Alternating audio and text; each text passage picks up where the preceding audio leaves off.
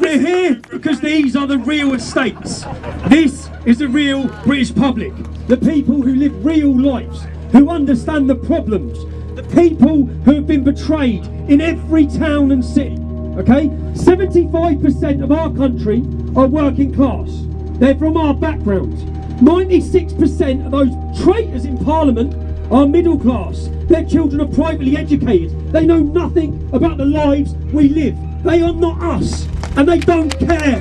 They do not care. I can guarantee I will give everything. I will fight against betrayal.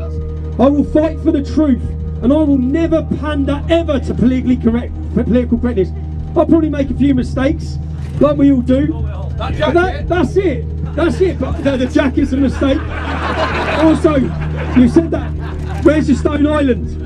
I can guarantee when I'm voted in, the first time I walk into the European Union, I'll be head to toe in Stone Island.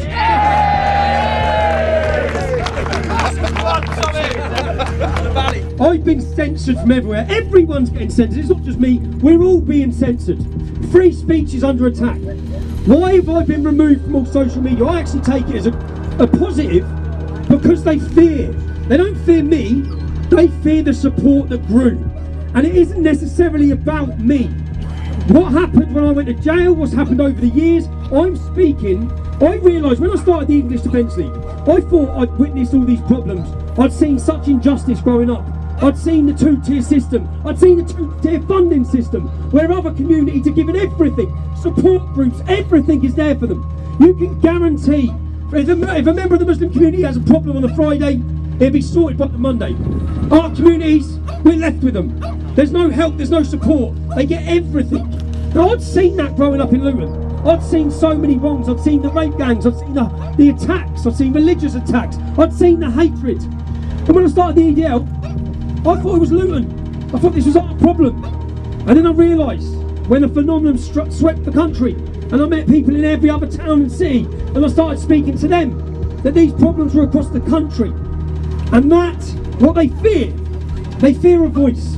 And it's too late. That's what I keep saying. It's too late. This isn't about a protest vote, and this is not simply about May 23rd. What I want to do is strike the fear of God into those traitors in the establishment and let them see that in 4 weeks, because that's all we've had is 4 weeks, we have galvanised the working class, we've galvanised the non-voters, they've gone against all of your lies, calling us every slanderous name in the book, all of the media. We're up against the media, the establishment, we've got everything against us. Just like Donald Trump had, just like Modi had in India, just like Salvini had, just like every populist party in Europe has had. And the people still stood by. So I ask on May 23rd that every single one of you send them a message they will never forget. I come out of my court base at the Old Bailey. This was for the contempt of court trial where I was talking about Muslim paedophiles who have been raping our kids. And I was sent to prison.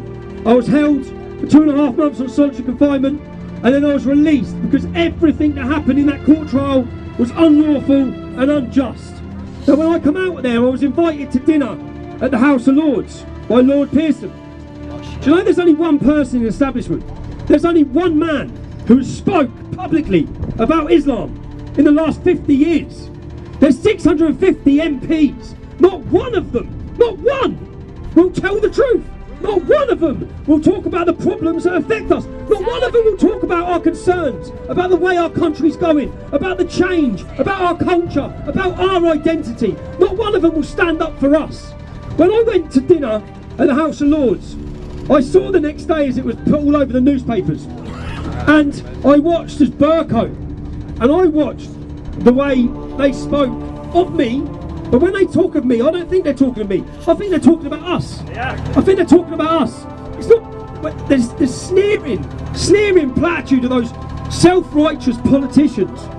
And I sat and watched that. And I thought, you know what? One day I'm going to sit in there amongst you. We've seen a betrayal of our people from one end of this country to the other, in everything. No matter what system, no matter what way you look, whether it be betrayal of free speech, betrayal of our daughters in towns and cities across this country, betrayal of our armed forces. Everything is being betrayed. Everything about who we are. If I had my social media, I'm guaranteed to win this election. Guaranteed, because I can reach the people.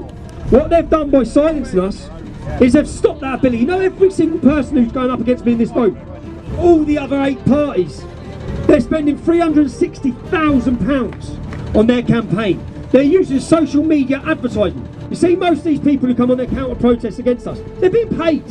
They're far-left organisations being paid. What we see and what we've seen for 10 years is people spend their hard-earned money to travel the country. People willing. And there's something that you can't put a price on. And that is exactly what we have. And I kept saying it, I keep looking, and every time they must think, well, how come we can't stop them? You'll never stop it. You will never stop our love for our country, for our children, and for a better Britain.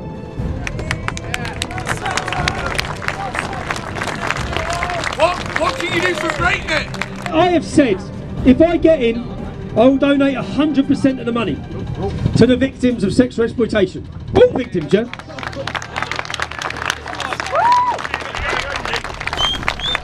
They get paid. They get paid over 86,000 pounds a year. Do you know how much tax they pay? We're all work. They pay 12% tax. 12% tax? Why? We pay a basic 20%, and then it goes up to 40%. They pay 12% the whole way. This is a traitorous class of people. Yeah. All of the politicians, their children become politicians. They all went to the same schools. They are absolutely laughing at us. All of them. They're laughing at us.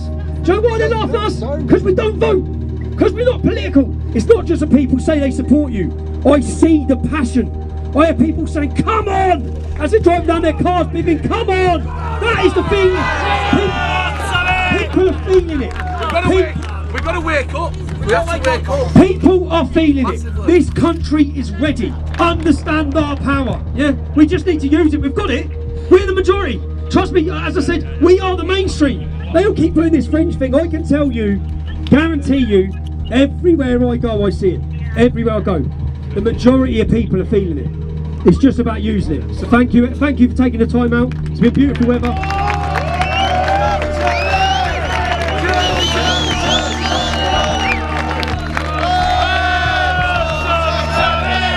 So we had another successful campaign day, this time in Bolton, on a working class estate. We chose the working class estates to reach out to the forgotten people, to tell them I want to be your voice.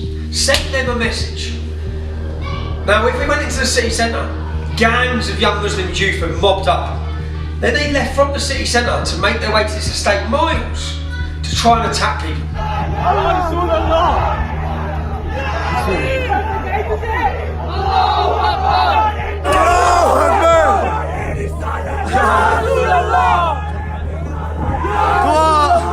Luckily, the police were on hand and done their job. But we're going to be travelling to working class estates for the next 13 nights. Get on votetommy.co.uk and join us in those cities.